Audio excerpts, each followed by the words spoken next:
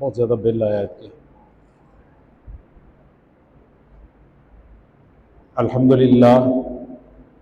الحمدللہ رب العالمین، الصلاۃ والسلام علی خاتم النبیین، اما بعد فاعوذ باللہ من الشیطان الرجیم، بسم اللہ الرحمن الرحیم۔ لا اکراہ فی الدین قد تبین الرشد من الغی فمن یکفر بالطاغوت ویؤمن باللہ فقد استمسک بالعروۃ الوثقی لا انفصام لها واللہ سمیع علیم۔ آمنت باللہ صدق اللہ مولانا العظیم وبلغنا رسولہ النبی الکریم الامین۔ رب اشرح لی صدری ویسر لی امری واحلل عقدۃ من لسانی یفقہوا قولی۔ اللہم ارنا الحق حقا وارزقنا اتباعہ، اللہم ارنا الباطل باطلا وارزقنا اجتنابہ، اللہم ارنا حقائق الاشیاء کما ہی۔ میرے پیارے دوستو، سامعین کرام، خاص طور پہ میرے بچوں، السلام علیکم ورحمۃ اللہ وبرکاتہ۔ پچھلے ہفتے میں ایک سوال آیا، سوال یہ تھا کہ اللہ تعالیٰ نے قرآن پاک میں فرمایا لا اکراہ فی الدین، دین میں کسی قسم کی کوئی زور زبردستی سختی نہیں ہے، کوئی جبر نہیں ہے، اور دوسری جگہ پہ فرمایا ان اللہ مع الصابرین، کہ اللہ صبر کرنے والوں کے ساتھ ہے۔ تو ان کا خیال یہ تھا کہ ان دونوں آیات میں تھوڑا تفاوت ہے، فرق ہے، کہ ایک جگہ پہ تو سختی کوئی نہیں ہے اور دوسری جگہ پہ صبر تو سختی پہ ہی ہوتا ہے، تو ان دونوں کا آپس میں کیا جوڑ ہے؟ میں نے انہیں جواب دے دیا، لیکن مجھے یہ موضوع ایک عوامی دلچسپی کا موضوع محسوس ہوا، خاص طور پہ صبر کے حوالے سے۔ ہمارے ہاں جو صبر کا تصور ہے وہ، اور جو شریعت میں صبر کا تصور ہے وہ، میں انشاءاللہ اس کے اوپر آج کی اپنے خطاب میں روشنی ڈالوں گا۔ پہلے آپ یہی والی آیت سن لیجئے، اللہ تعالیٰ کا ارشاد ہے سورہ البقرہ دوسری سورت 256 نمبر آیت، یہ آیت الکرسی سے اگلی آیت ہے۔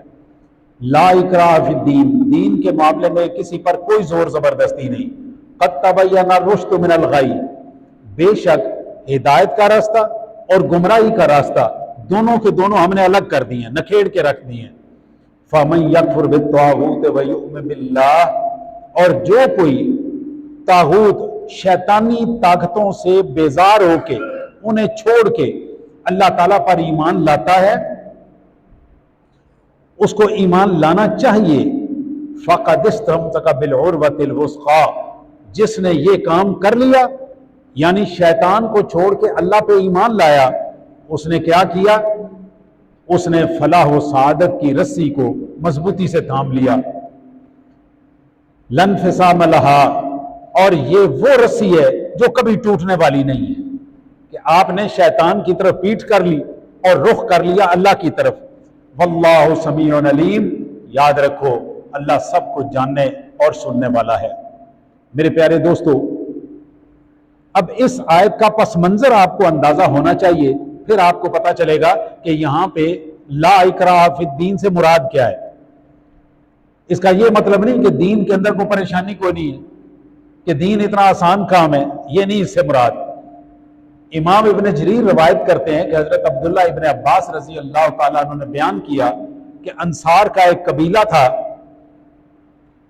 بنو سالم بن عوف، اس قبیلے کے ایک آدمی تھے جن کا نام تھا حسین، ہا صاد یا نون، یہ سین کے ساتھ نہیں ہے، صاد کے ساتھ ہے، حسین رضی اللہ تعالیٰ عنہ۔ یہ عیسائی تھے اور یہ مسلمان ہو گئے۔ جب یہ مسلمان ہوئے تو ان کا دل کیا کہ میں اپنے بیٹوں کو بھی مسلمان کر لوں، تو انہوں نے حضور اکرم صلی اللہ علیہ وآلہ وسلم سے عرض کیا کہ یا رسول اللہ صلی اللہ تعالیٰ علیہ وسلم، کیا میں زبردستی انہیں مسلمان کر لوں؟ تو رسول اللہ صلی اللہ علیہ وآلہ وسلم نے فرمایا کہ بالکل نہیں۔ اس وقت یہ آیت نازل ہوئی کہ دین زبردستی نہیں ہے، آپ زبردستی لوگوں کو مسلمان نہیں کر سکتے، یہ اس کا مطلب ہے۔ اس کا یہ مطلب نہیں کہ دین کے اندر تو سختی ہے، آپ نے 5 दफा नमाज पढ़नी है तो अपना कोई काम छोड़ के ही पढ़नी है ना। इसी तरह से अगर आपने ज़कात देनी है तो अपनी हक हलाल मेहनत की कमाई से ही देनी है ना। तो सख्ती तो है, लेकिन इस सख्ती से ये मुराद नहीं है कि दीन के अंदर कोई सख्ती नहीं। इससे मुराद है कि किसी बंदे को मुसलमान करने के लिए आप धौंस धांधली और जबरदस्ती नहीं कर सकते। अब इस तरह की कुछ और आयत भी हैं, जिस तरह सूरह यूनुस 10वीं सूरा आयत नंबर 99 नंबर आयत, वलौ शाअ रब्बुका लआमन मन फिल अर्दि कुल्लुहुम जमीआ, अगर तुम्हारा रब चाहता तो वो क्या करता कि वो तमाम की तमाम दुनिया को मुसलमान कर देता, वो तमाम की तमाम दुनिया को मुसलमान कर देता, लेकिन ऐसा नहीं किया। अफा अंता तुकरिहुन नासा हत्ता यकूनु मुमिनीन, क्या तुम अभी जबरदस्ती लोगों को मुसलमान करते फिरोगे? आगे सूरह अल कहफ 18वीं सूरत आयत नंबर 29, अल्लाह ताला का इरशाद है, वकुलिल हक्कु मिर रब्बिकुम, ए हबीब सल्लल्लाहु ताला अलैहि वसल्लम आप लोगों से कह दीजिए हक तो वही है, हक सिर्फ वही है जो आपके रब की तरफ से नाजिल हुआ। फमन शाअ फलयुमिन व मन शाअ फलयकफुर, जिसका दिल चाहे ईमान लाए और जिसका दिल चाहे वो काफिर रहे, जिसका दिल है वो काफिर रहे, जबरदस्ती कोई नहीं है। आपका काम उसके सामने दीन का पैगाम पहुंचाना है, उसको जबरदस्ती मुसलमान करना आपका काम नहीं। ये है जिसके ऊपर बात की गई ला इकराह फिद्दीन, दीन में कोई सख्ती नहीं है। अब आइए आगे सब्र वाली बात पे। उन्होंने इस आयत मुबारक का हवाला दिया, या इन्नल्लाह मास्साबिरीन।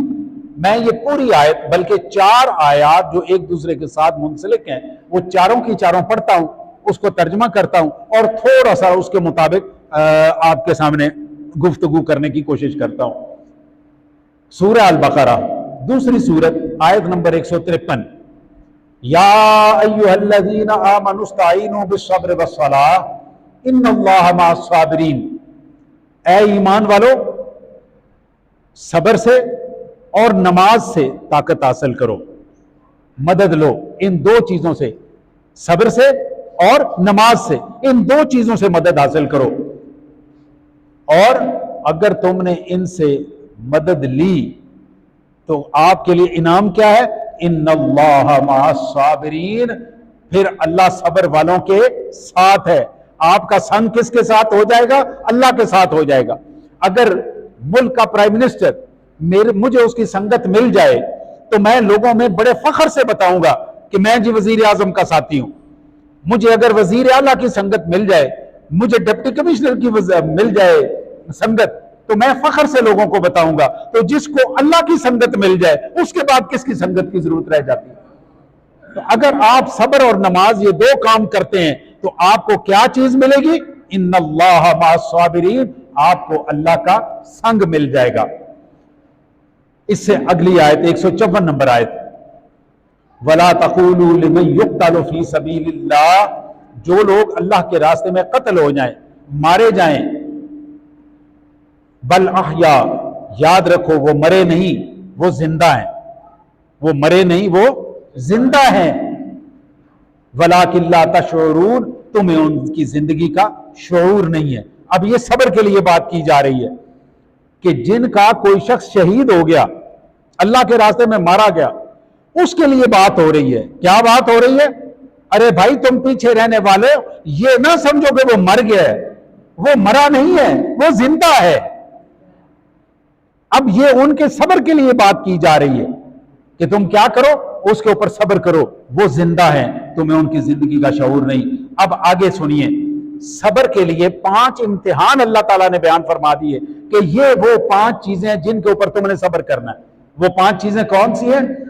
आयत नंबर 155, वला नब्लुवन्नकुम बिशै, हम तुम्हारा इम्तिहान लेंगे, हम तुम्हारा इम्तिहान कभी भी आसान नहीं होता, ये ज़हन में रखिए। ये कभी भी आसान नहीं होता। ये बच्चे इम्तिहान देते हैं, आसान होता है, दिन रात एक करके इम्तिहान देते हैं, फिर नंबर नहीं आते। तो इम्तिहान जो है ये कोई आसान चीज नहीं होती, ये हमेशा मुश्किल होता है। अब 5 इम्तिहान अल्लाह ताला ने फरमाया और ये आयत 153 نمبر شروع کہاں سے ہو رہی ہے؟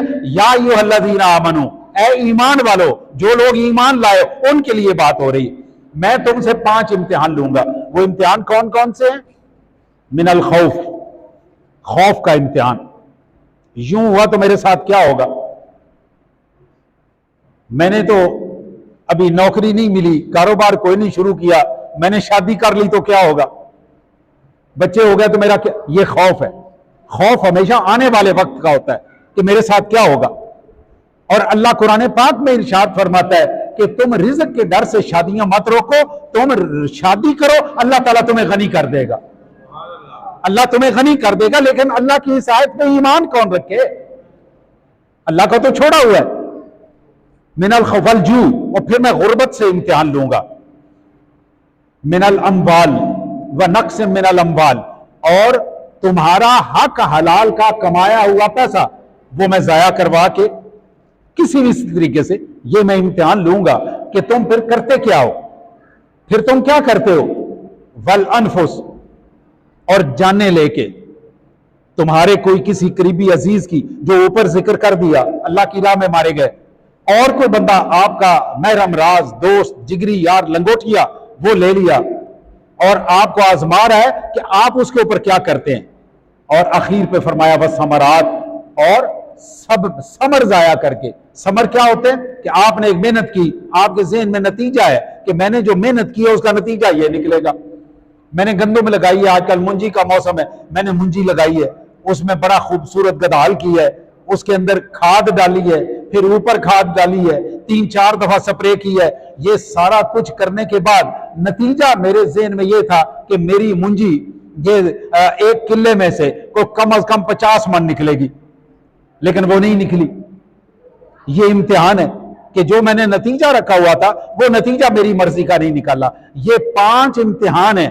ان 5 امتحانوں کے بعد پھر آگے کیا فرمایا؟ وَبَشِّرِ الصَّابِرِينَ، جنہوں نے ان 5 امتحانوں میں صبر کیا، جنہوں نے ان 5 امتحانوں میں صبر کیا، ان کے لیے خوشخبری ہے۔ خوشخبری ان کے لیے، کن کے لیے؟ جو ان امتحانوں میں صبر کرنے والے ہیں۔ جو صبر نہیں کرے گا اس کے لیے خوشخبری نہیں ہے۔ اب اس کے حل بتائے کہ اگر یہ امتحان آ گئے تو صبر تو کرنا ہے، اس صبر کے ساتھ ساتھ کیا کرنا ہے جس سے یہ مشکل ہمارے لیے آسان ہو جائے؟ آئیے وہ بتاتے ہیں۔ آیت نمبر 156، الذین اذا اصابتہم مصیبہ، اور جب ان پر کوئی مصیبت آن پڑتی ہے، غربت آ گئی، خوف آ گیا۔ ایک خوف ہمارے اندر خواہ مخواہ پڑا ہوا ہے نا، ایک خوف جو میرے پاس تعویذ لینے کے لیے آتے ہیں، مفت کا خوف، کسی بات کا نہیں، سایہ ہو گیا۔ سایہ پوچھو کیا ہے؟ پتہ نہیں سایہ کی ہوتا۔ میں کئیوں سے انٹرویو کر چکا ہوں کہ بھئی وہ سایہ ہوتا کیا ہے؟ آپ یقین کریں کسی کو نہیں پتا سایہ کیا ہوتا ہے۔ ہم خواہ مخواہ ڈرے ہوئے ہیں، میں آگے ٹرنا تو پیچھے پیچھے کو بندہ ٹردا ہوتا ہے۔ دلیرو تساں کشمیر فتح کرنا ہے، تساں کشمیر فتح کرنا ہے، اسرائیل کو تساں جا کے تو فلسطین چھیننا ہے، ہم نے سری لنکا میں جا کے تو اپنے مسلمانوں کو ان سے روہنگیا میں آزاد کروانا۔ پیچھے بندہ ٹردا ہے اور میں اسے ڈرا ہوا، وہ کوئی سامنے آئے تو ڈرو نا۔ قبرستان مردوں سے بھرا ہوا ہے، قبرستان میں سے نہیں گزر سکتے کہ وہ مردے آپ کو پکڑ لیں گے۔ جو مردوں سے ڈرا ہوا ہے وہ ایسے ہندو سے کیسے جان بچائے گا جس کے ہاتھ میں بم بھی ہے اور وہ جیتا جاگتا آپ کے سامنے کھڑا ہوا ہے؟ جو مردوں سے ڈرا پڑا ہے وہ ان سے کشمیر چھینے گا؟ الذین اذا اصابتہم مصیبہ، اور جب انہیں کوئی مصیبت آ جاتی ہے تو وہ کیا کہتے ہیں؟ قالو، وہ زبان سے کہتے ہیں انا للہ و انا الیہ راجعون، ہم نے یہ مرنے کے لیے رکھا ہوا ہے کہ کوئی بندہ فوت ہو گیا تو ہم انا اللہ پڑھ لیتے ہیں۔ اصل میں کوئی بھی مصیبت آ جائے، چھوٹی سے چھوٹی کوئی پریشانی آ جائے، سب سے پہلے کیا کہنا چاہیے؟ انا للہ و انا الیہ راجعون، یا اللہ ہم تیری طرف سے آئے تھے، ہم تیرے ہیں، انا للہ تیرے ہیں، ہمارا سب کچھ تیرا ہے، وَإِنَّا إِلَيْهِ رَاجِعُونَ، اور ہم نے تیرے سامنے حاضر ہونا ہے۔ پہلے یہ بات کریں، اس کا ورد کریں، اور 2 چیزیں پہلے بتا دی، اور وہ کون کون سی بتائیں؟ یا ایھا الذین आमनुस्ताईनु बिस्सब्र वस्सलाह, कि सब्र से और नमाज से ताकत लो। ये 3 काम हो गए। नंबर 1 सब्र, नंबर 2 नमाज, और नंबर 3 इन्ना लिल्लाहि व इन्ना इलैहि राजिऊन का विरद। ये 3 काम करें, जब भी कोई मुसीबत आए अल्लाह ताला आपसे वो मुसीबत टाल देगा। अब इसमें जो नमाज है वो मेरा गुमान है, हो सकता है आपको इससे इख्तिलाफ हो, मेरा गुमान है इससे फर्जी नमाज नहीं। क्यों? फर्ज नमाज तो फर्ज है ना, वो तो आप छोड़ ही नहीं सकते, वो किसी हाल में आपको माफ नहीं है। अगर आप बेहोश हो गए तो जब तक आप बेहोश हैं उतनी देर के लिए वो नमाज आपकी मौकूफ हो गई है। जब आप होश में आएंगे तो बेहोशी के वक्त की नमाजें कज़ा करेंगे, इसलिए फर्ज में तो आपको कोई माफी नहीं है। यहां पे जो मैं समझाऊं वो ये है कि रसूलुल्लाह सल्लल्लाहु अलैहि वसल्लम ने सलाते हाजत का फरमाया है, तो आप सलाते हाजत पढ़ें और अल्लाह ताला से मदद मांगे। अब शरीयत में जिस जिस जगह पे माफी का जिक्र है, सबर का जिक्र है और चीजों का जिक्र है, उसकी 2 जेते हैं, 2 डायमेंशंस हैं। एक डायमेंशन तो ये है सबर की, सबर का लफ्जी माना होता है रुकना। सबर का लफ्जी माना होता है रुकना, कि मैं तकलीफ आई मैं रोने से रुक गया, सबर हो गया। मुझे तकलीफ आई हाल दोई मचाने से मैं रुक गया। मुझे किसी ने नुकसान पहुंचाया, मैं जवाबन नुकसान पहुंचाने से रुक गया। अब ये है रुकना, सबर का लफ्जी माना। अब मेरा आपसे एक सवाल है, मैं कुरान पाक से ही वो सवाल आपके सामने रखता हूं। वो ये है, मेरा एक बंदा दांत तोड़ जाता है या आपका कोई बाजू तोड़ देता है, आपको फट लगा देता है, कोई जख्म लगा देता है, क्या मैं घर बैठ जाऊं? या आप घर बैठ जाते हैं इस बात पे? नहीं बैठते। क्या करते हैं? अपनी भाग दौड़ करते हैं, थाने जाते हैं, पर्चा दर्ज कराते हैं, लोगों के पीछे भागते हैं। अगर ये सबर के खिलाफ है तो फिर क्यों करते हैं ये सारा कुछ? फिर क्यों करते हैं ये? पंखा चलाने की कोशिश करो यार, पंखे लगे हुए हैं, चलने के लिए लगे हुए ना, देखो को बटन। तो अब जरा कुरान पाक की एक और आयत सुनिए, मेरी तरफ तवज्जो करें, मेरी तरफ ध्यान करें जरा, ये सुनिए आयत अल्लाह ताला की तरफ से, सूरा अल माइदा 5वां सूरा और आयत नंबर 45।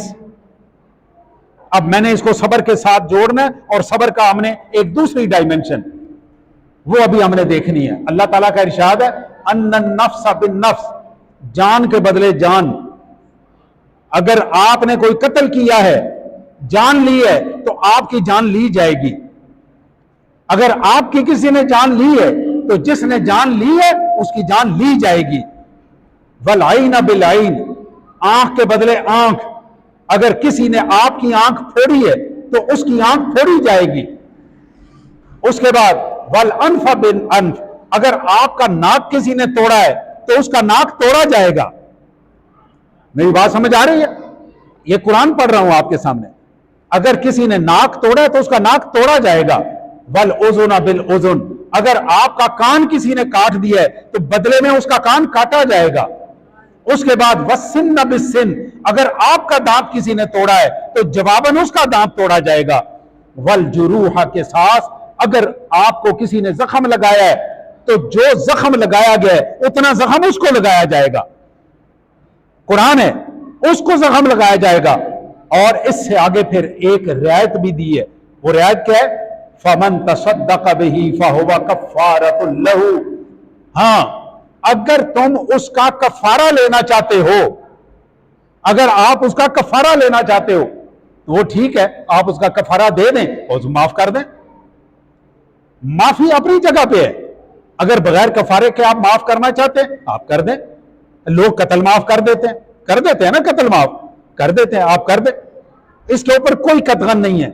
लेकिन ये 2 चीजें हैं, एक को हम कहते हैं तकवा और दूसरे को कहते हैं फतवा। तकवा वो है जो अल्लाह का खौफ, अल्लाह ताला की अजमत, अल्लाह ताला की जलाल, अल्लाह ताला के रोब और दबदबे का जो आप पे असर है, इसको हम क्या कहते हैं? तकवा। ये तकवा है। और फतवा होता है कानून। मुझे ये बताइए कि अगर हम बाकी सारी चीजें छोड़ के कानून को पीछे कर दें तो मुल्क चलता है? एक ने कत्ल किया, वो पूछने वाला ही कोई नहीं है, جو ہمارے ملک کا حال ہوا ہے، کوئی کسی کو مار دیتا ہے، کوئی پوچھنے والا نہیں ہے، کوئی کسی کا کھا جاتا ہے، کوئی پوچھنے والا نہیں ہے. تو یہ اس آیت کی مخالفت ہے جس لیے ہماری سارے کے سارے یہ مسائل پیدا ہوئے ہیں.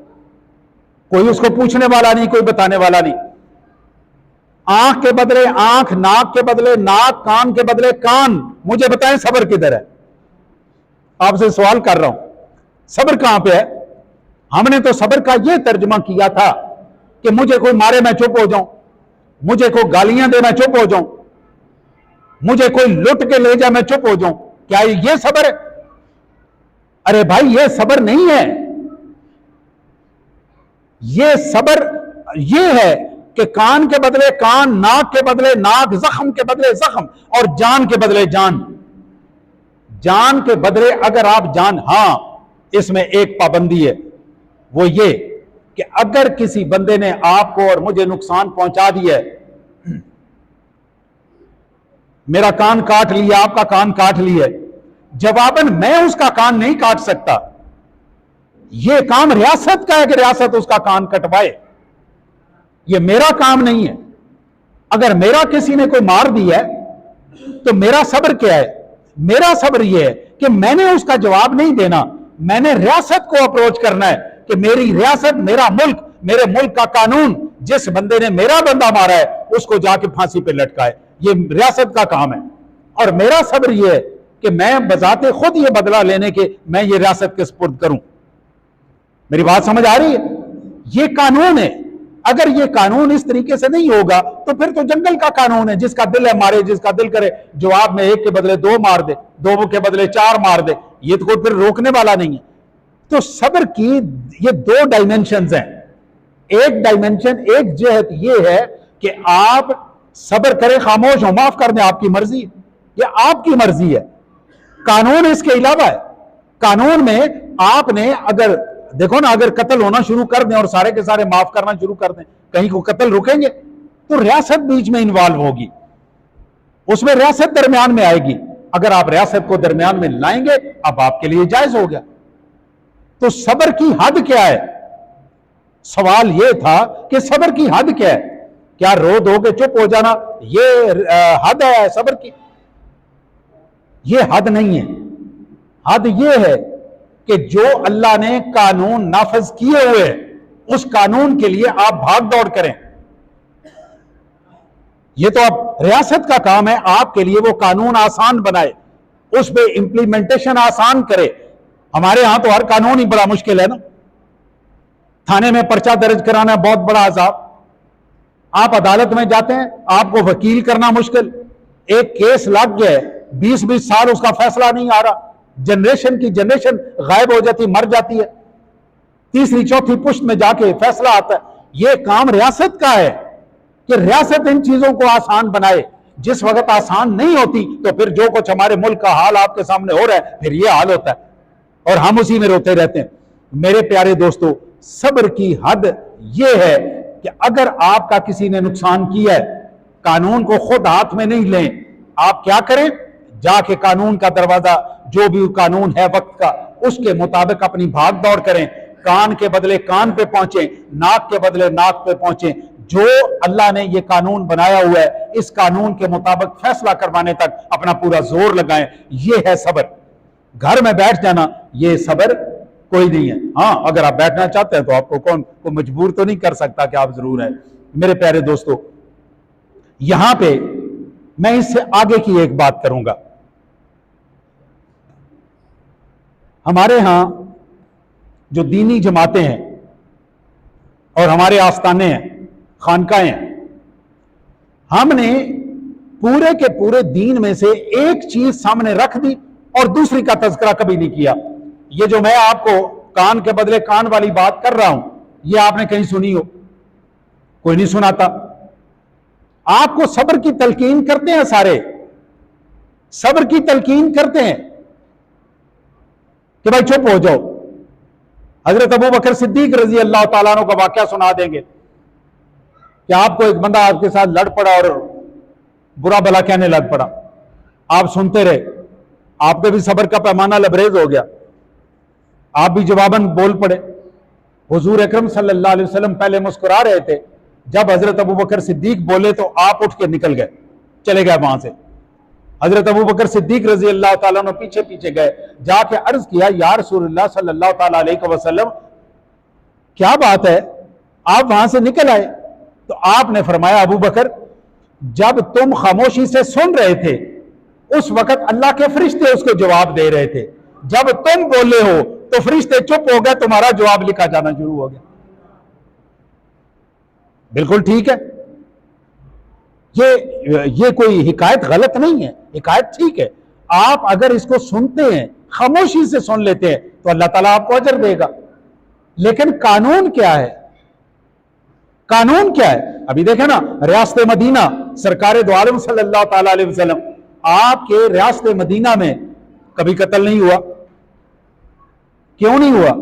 اس لیے کہ جس نے قتل کیا ہے اس کے اگلی گردن اتار دیں گے۔ یہ آپ کے ساتھ طالبان ہیں، ابھی 2 سال ہوئے ان کو آئے ہوئے، آپ دیکھ لیں انہوں نے ایک بندہ لٹکایا، اس کے بعد قتل ملک میں بند ہو گئے۔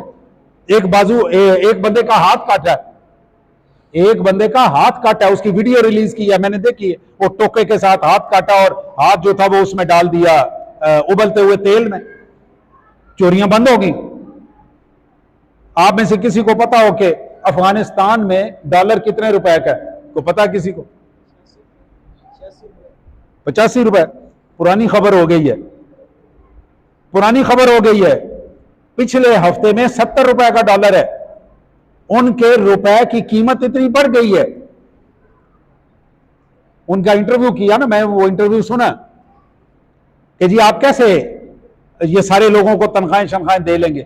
اس نے کہا کہ صرف ایک چیز ہم روکیں گے، اس کے بعد ہمارا خزانہ بھر جائے گا۔ وہ کیا؟ کہ جو لوگ رشوت لیتے ہیں اور پیسہ اپنے گھروں میں ٹھیکوں کا لے کے جاتے ہیں، وہ ہم گھروں میں نہیں جانے دیں گے، وہ گورنمنٹ لگائے گی، وہ گورنمنٹ کے پاس آئے گا۔ صرف ایک کام کیا ہے، ان کا روپیہ ادھر تک چلا گیا کہ پچھلے ہفتے 70 روپے کا ڈالر ہے ان کا۔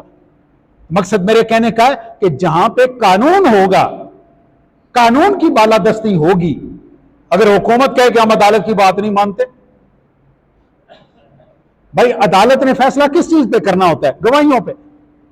ہو سکتا ہے غلط گواہیاں تگڑی ہو جائیں، ہو سکتا ہے نا، جھوٹی گواہیاں تگڑی ہو سکتی ہیں نا، بلکہ جھوٹی گواہیاں زیادہ تگڑی ہوتی ہیں کیونکہ انہوں نے پوری تیاری کی ہوئی ہوتی ہے، اور سچے کو یہ ہوتا ہے کہ میں سچا ہوں۔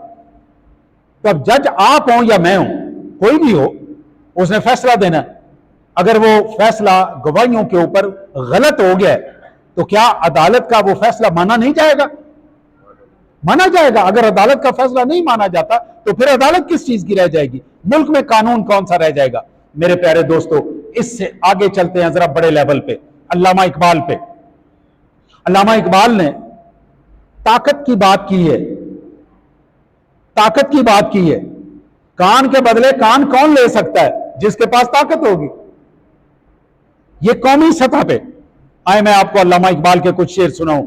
علامہ اقبال کہتے ہیں وحدت کی حفاظت نہیں بے قوت بازو، وحدت کی حفاظت، وحدت کیا ہوتی ہے؟ توحید۔ وحدت کی حفاظت نہیں بے قوت بازو، اور وحدت کہتے ہیں قوم کے اکٹھا ہونے کو۔ ہم تو قوم ہے ہی نہیں نا، پاکستان کوئی قوم نہیں ہے۔ ہمارے ہاں پہلے صرف 4 تھے، پنجابی اور بلوچی اور پٹھان اور سندھی، ابھی تو خدا جانے کتنے ہو گئے۔ ہر برادری ایک برادری دوسری سے نہیں بولتی، ایک گھر دوسرے گھر سے نہیں بولتا۔ تو یہ جو وحدت ہے پورے ایک ملک کی، ایک امت کی، وحدت کی حفاظت نہیں بے قوت بازو۔ اگر تمہارے بازو میں قوت نہیں ہے تو تم اکٹھے نہیں رہ سکتے۔ آتی نہیں کچھ کام یہاں عقل خدا داد، اے مرد خدا تجھ کو وہ قوت نہیں حاصل۔ آپ سے میرے سے علامہ اقبال کہہ رہے ہیں، اے مرد خدا تجھ کو وہ قوت نہیں حاصل، جا بیٹھ کسی غار میں اللہ کو یاد کر۔ چھوڑو یہ جگہ، نکل جاؤ اس گاؤں سے، آبادیوں سے نکل جاؤ، غاروں میں جا کے بیٹھو، اللہ اللہ کرو۔ یہاں بیٹھنے تو صبر والی کہانی کوئی نہیں ہے۔ آپ نے دانت کے بدلے دانت اور آنکھ کے بدلے آنکھ کرنی ہے، تب یہ معاشرہ سیدھا ہوگا۔ اے مرد خدا تجھ کو وہ قوت نہیں حاصل، جا بیٹھ کسی غار میں اللہ کو یاد کر۔ مسکینی و محکومی و نومیدی و جاوید، جس کا یہ تصوف ہے، جس کا یہ تصوف ہو وہ اسلام کر ایجاد۔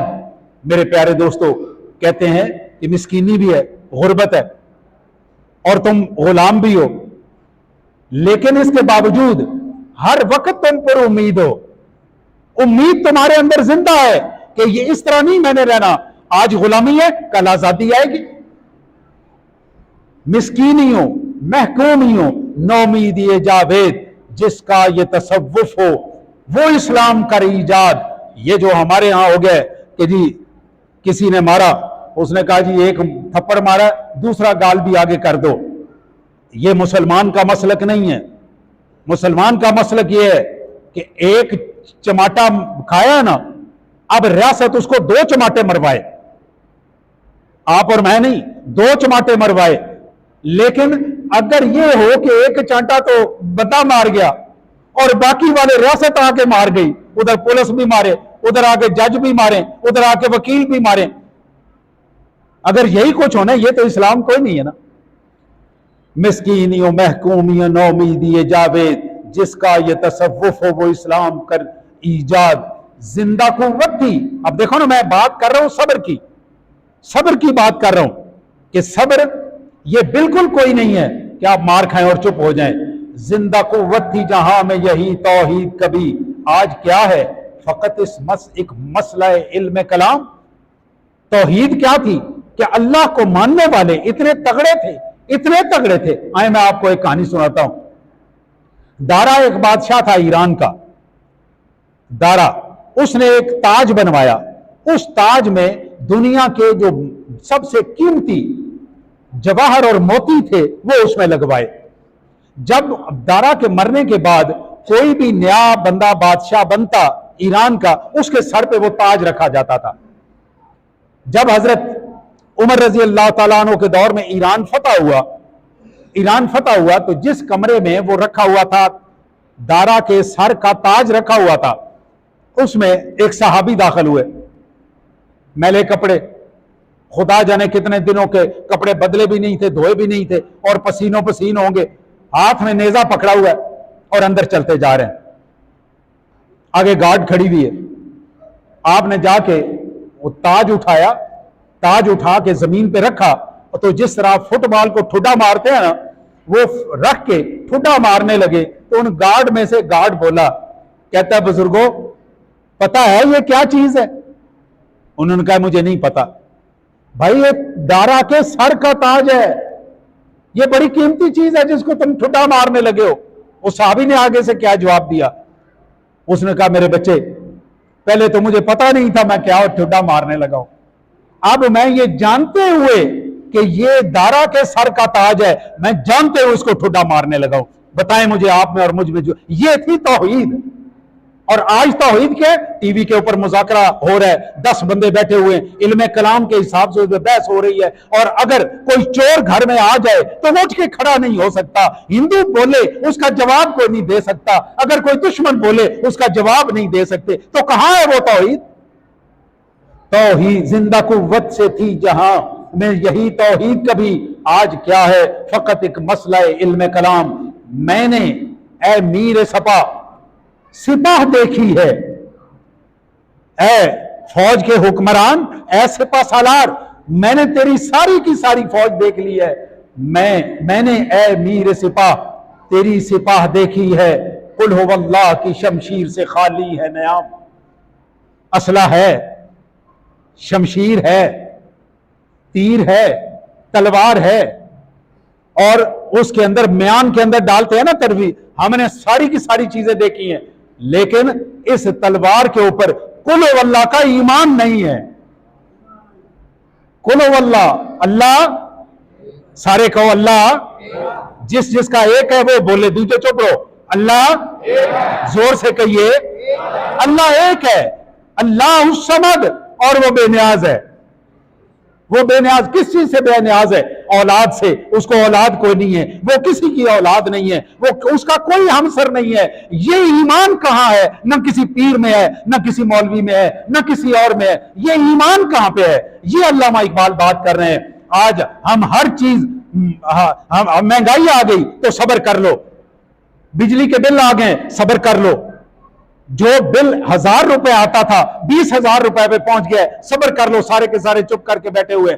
लेकिन सब्र क्या है कि जो आपका कानूनी हक है उसके लिए तो बंदा कानून के लिए भागे ना, कानून अपने हाथ में नहीं लेना, जो कानून ने इजाजत दी है अदालत तक पहुंचे।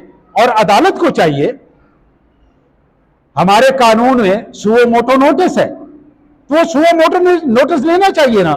मैं बिजली 1000 रुपए की खर्च करता हूं, बिल मैं 20,000 का देता हूं, वो 19,000 कहां है? अदालत सुओ मोटो नोटिस लेना, ये किस लिए रखा हुआ है? ये लेना चाहिए। मैंने अमीर सिपाह तेरी सिपाह देखी है, कुल हो अल्लाह की शमशीर से खाली है नयाम, कि तेरी तलवार तो है, तलवार तो है, कुल हो अल्लाह का ईमान नहीं है अंदर। मेरे प्यारे दोस्तों, फातिमा बिनते अब्दुल्ला 1912 लिबिया तराबलस इटली ने हमला किया। फातिमा बिनते अब्दुल्ला 12 साल की बच्ची, वो जाके जख्मियों को पानी पिलाने के लिए चली गई, वो जख्मियों को पानी पिला रही है। इतने में इटली का एक कर्नल जिसका नाम था चार्ल्स, वो आ गया उधर। उसने बच्ची को देखा तो उसके पानी पिला रही है, और ये तो जिनको पानी पिलाया ये फिर ठीक हो जाएंगे। उसने आगे आके, छोटी सारी बच्ची है 12-13 साल की, गिरेबान पकड़ लिया। अब गिरेबान पकड़ने के बाद वो बंदा कर्नल है, उसकी कम अज कम कोई 30-35-40 साल उसकी उम्र होगी, जवान है, फिर उसको लड़ना आता है। बच्ची 12-13 साल की, 14 साल की, कितनी बड़ी बच्ची होगी, कितनी कुछ में। आपका क्या ख्याल है? उस बच्ची को अब सब्र कर लेना चाहिए, कोई बात नहीं से मेरा गिरेबान पकड़ लिया तो पकड़ लिया, छोड़ देना चाहिए। लेकिन वो मुसलमान बच्ची थी, उसने क्या किया कि बड़ा जोर लगा के अपना गिरेबान छुड़ाया, साथ एक तलवार पड़ी हुई थी, उसने तलवार उठाई और उठा के कर्नल चार्ल्स को मारी। कर्नल चार्ल्स के बाजू पे लगी, उसका हाथ कट गया, उसका हाथ कटा। उसने साथ ही दूसरे हाथ से अपना पिस्तौल निकाला और उस बच्ची के ऊपर गोलियां मारी और उस बच्ची को शहीद कर दिया। मेरी बात सुनिए, क्या उस बच्ची ने जो तलवार से मारा था, क्या उसको रुक जाना चाहिए था? क्या उसको सब्र कर लेना चाहिए था? सब्र यही था कि उसकी तलवार के अंदर कुल हुवल्लाह की ताकत थी, उसकी शमशीर में, उसके असले में कुल हुवल्लाह की ताकत थी। ये अभी 6 दिसंबर गुजरा है, 6 सितंबर गुजरा है। 6 सितंबर को हमारे फौजी अपने पेट के साथ बम बांध के इंडिया, दुनिया की सबसे बड़ी टैंकों की जंग चिविंडा में हुई थी। आज तक दुनिया में पहली जंग अजीम हुई, दूसरी जंग अजीम हुई, टैंकों की तादाद के लिहाज से दुनिया की सबसे बड़ी टैंक बैटल वो चिविंडा में लड़ी गई। और इंडिया के इतने ज्यादा टैंक थे कि हमारे पास इतने टैंक उसको रोकने के लिए नहीं थे। वो फौजी क्या सब्र करके पीछे बैठ जाते कि ठीक है हमारे ऊपर से गुजरते जाओ? क्या उन्हें इजाजत देनी चाहिए थी? उन्होंने ये नहीं किया।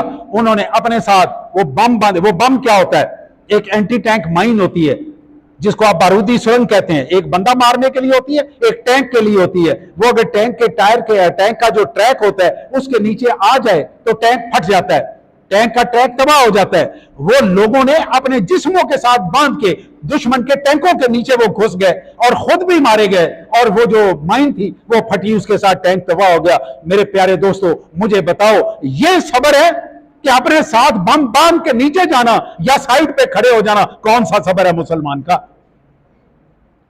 हम मोहम्मदी हैं, हम क्या है?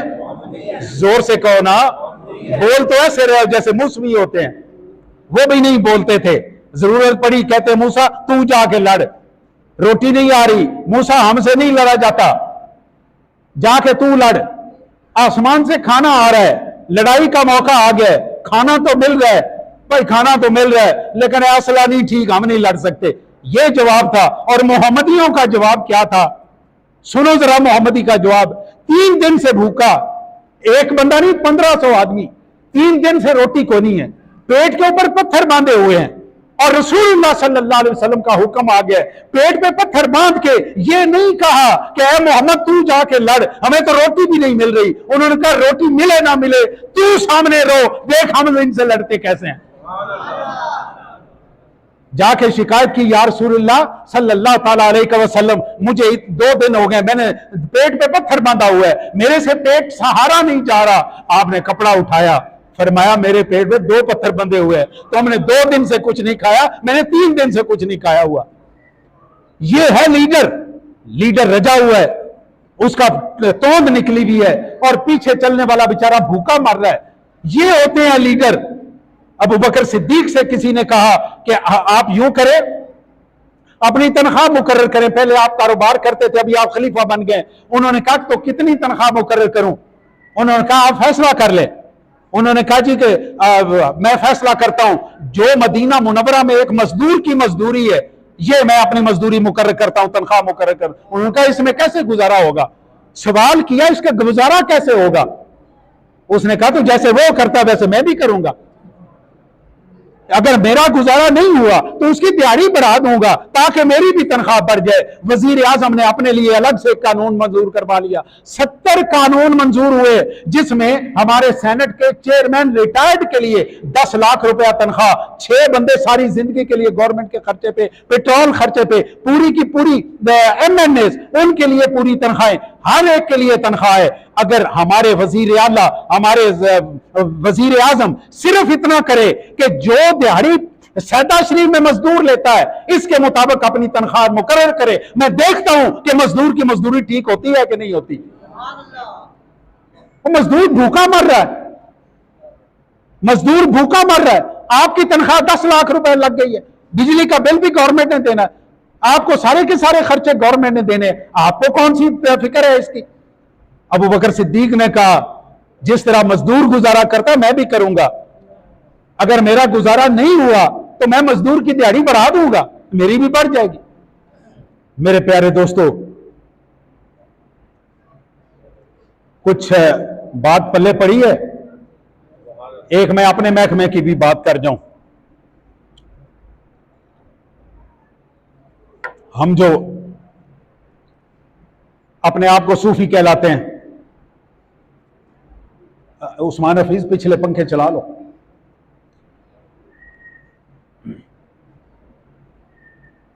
جو ہم صوفی کہلاتے ہیں، پیر کہلاتے ہیں، خانقاہوں پہ بیٹھے ہوئے، ذرا علامہ اقبال کے شعر سنیے، انہوں نے ہماری حالت بیان کی ہے۔ مجاہدانہ حرارت نہ رہی، مجاہدانہ حرارت رہی نہ صوفی میں، مجاہدوں والی کہانی کو نہیں رہ گئی، مجاہدوں والی کہانی کو نہیں رہ گئی۔ میرے پاس اگلے دن ایک صاحب بچی لے کے آئے، میرے خیال 13-14 سال کی بچی تھی، کہ جی ہمارے گھر میں وہ ڈر آتا ہے تو مجھے جن وہ نظر آتے ہیں، پاکستان جنوں پہ چل رہا ہے، سارا جنوں پہ چل رہا ہے، پورا پاکستان، ہر ایک کو جن نظر آتے ہیں۔ میں نے اس بچی سے کہا میرے بیٹے تجھے دکھائی دی ہے؟ کہتی جی بالکل کالے رنگ کی وہ ایک جننی ہے، وہ میرے سامنے آتی ہے۔ میں نے کہا بھی اس طرح کرنا ہے، وہ آ جائے تم نے اس کے بال پکڑ لیں، چانے دیسی زبان، میں نے کہا تو نے اس کے چانے پکڑ لینے ہیں، جو میرے تو ڈاڈی ہے۔ میں کہا اس دنیا تے اللہ تو علاوہ کوئی ڈاڈا نہیں، ڈاڈی وہ ذات ہے نا جو کسی کی جان نکالتی ہے، نکلی ہوئی جان واپس ڈالتی ہے، وہ کون ذات ہے؟ زور سے کہو، وہ اللہ کی ذات ہے۔ ارے بھائی تم مجھ سے ڈرو نا۔ میں نے بچی کو حوصلہ دیا، آپ یقین جانیے رات کو 10 بجے مجھے فون آتا ہے، وہ کہتا ہے میری بیٹی بات کرنا چاہتی ہے۔ میں نے کہا بات کرو، مجھے کہتی ہے حضور جی وہ چانے والی آئی ہے، میں وہ چانے پھڑے نے، میں کہ میرے بچے چھڑنے نہیں۔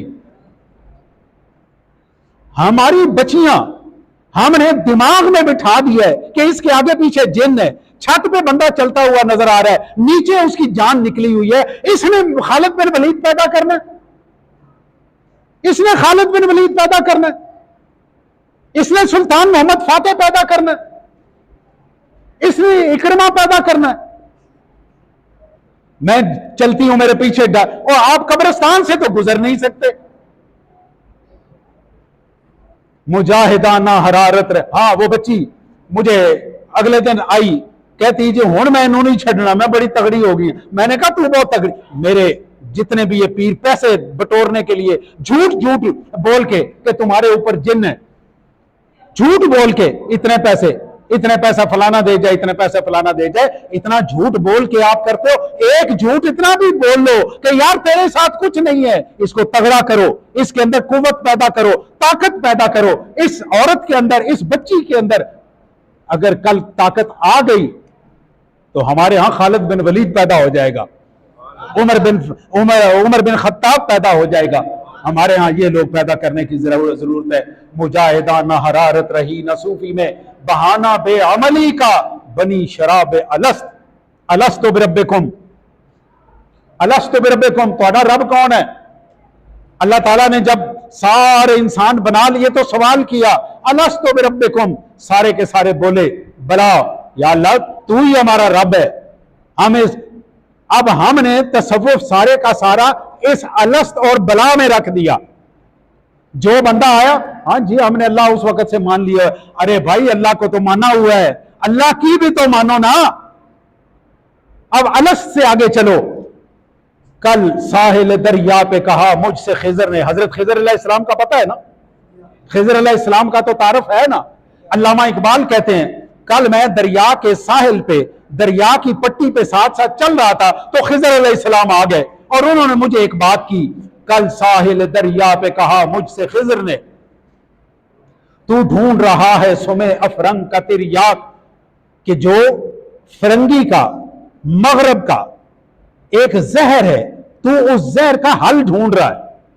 حضرت خضر علیہ السلام کہتے ہیں کہ تو وہ ڈھونڈ رہا ہے، میں تجھے اس کا تریاک بتاتا ہوں. سنیے ذرا. کل ساحل دریا پہ کہا مجھ سے خضر نے، تو ڈھونڈ رہا ہے سمے افرنگ کا تریاک، ایک نقطہ میرے پاس ہے شمشیر کی مانند. میرے پاس ایک تلوار ہے، میرے پاس ایک تلوار ہے جو اس کا حل ہے. یہ صبر کی غلط تشریح کرنے والے یہ دھیان سے سنے، یہ کوئی صبر نہیں ہے کہ کوئی بندہ مجھے مار جائے اور میں چپ کر جاؤں. اس کا یہ طریقہ ہے، مجھے قانون نے اجازت دی ہے میں قانون کا دروازہ کھٹکھٹاؤں، اور جس نے ناک توڑی ہے اس کا ناک قانون سے توڑواؤں، اس نے بازو توڑا ہے اس کا بازو قانون سے توڑواؤں. ایک نقطہ میرے پاس ہے شمشیر کی مانند، برندہ و سیقل زدہ و روشن و براق. تمہارے ہاتھ میں وہ تلوار ہونی چاہیے. مسلمانوں کی بات کر رہا ہے، قوم کی پوری کی بات کر رہا ہے کہ تمہارے پاس ایسی تلوار ہونی چاہیے جو تیز بھی ہو، جو چمک بھی رہی ہو، اور اتنی شفاف ہو کہ وہ کسی کو لگے تو اس کو مار کے رکھ دے. یہ ہے اس کا علاج. آگے فرمایا کچھ اور چیز ہے شاید تیری مسلمانی. یہ میرے ساتھ خطاب ہے، وہ اقبال الطاف سے کہہ رہا ہے. کچھ اور چیز ہے شاید تیری مسلمانی، تیری نگاہ میں ہے ایک فقر و سلیمان، فقر و رہبانی. رہبانیت کچھ اور ہے کہ دنیا چھوڑ کے الگ ہو جاؤ، اور فقر کچھ اور ہے. فقر تو محمد عربی نے کہا تھا الفقر و فقری، الفقر مجھے اپنے فقر پہ فخر ہے، مجھے اپنے فقر پہ فخر ہے. مسلمان اس سے نکل گیا.